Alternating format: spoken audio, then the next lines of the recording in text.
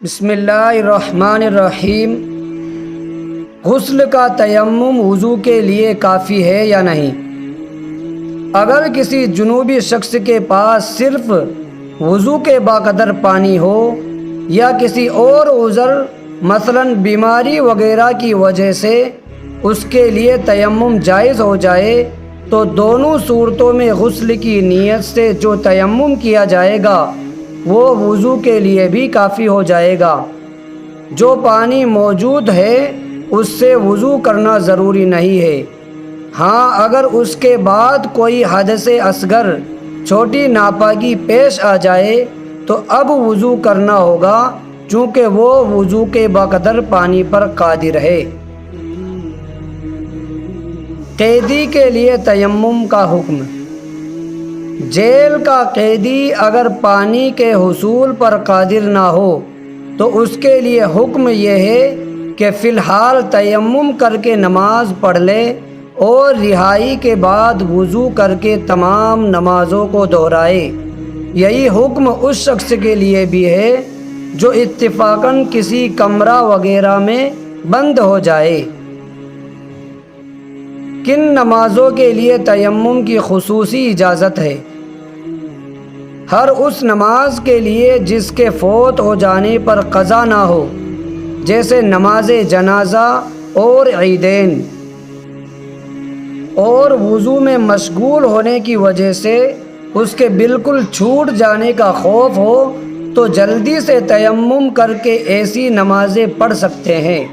لیکن جس نماز کے فوت ہونے پر قضا ممکن ہو، جیسے 5 وقتہ نمازیں اور نماز جمعہ اور وتر، تو وہ تیمم سے ادا نہیں ہو سکتی۔ تنگی وقت کی وجہ سے تیمم۔ وقت تھوڑا ہونے کی وجہ سے تیمم کا حکم۔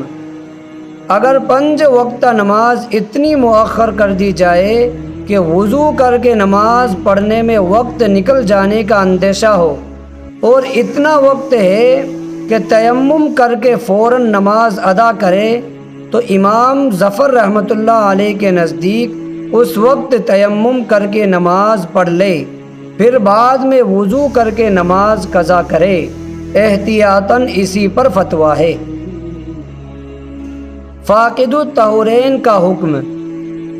اگر کوئی شخص ایسی جگہ ہو کہ وہاں نہ تو پانی ہو اور نہ تیمم کے لیے پاک مٹی میسر ہو تو مفتیٰ بھی قول کے مطابق اس وقت نمازیوں جیسے اعمال کرے گا، البتہ قرات وغیرہ نہیں کرے گا اور نماز کی نیت بھی نہیں کرے گا، اور بعد میں جب طہارت یعنی پاکی پر قدرت ہو تو ان نمازوں کو دہرائے گا۔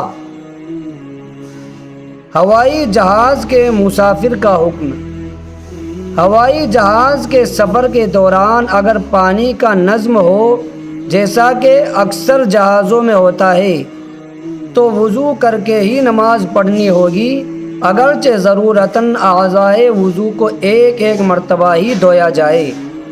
لیکن اگر کوئی شخص ایسے جہاز میں سفر کرے جس میں پانی کا بالکل انتظام نہ ہو اور نہ ہی وہاں تیمم کی کوئی شکل ہو، تو پھر وہ بلا طہارت بلا پاکی نمازیوں کی مشابہت اختیار کرتے ہوئے ارکان بجا لائے گا، ارکان ادا کرے گا، اور بعد میں وضو کر کے اپنی نمازیں دہرائے گا، اس لیے کہ وہ بھی فاقد الطہورین ہے۔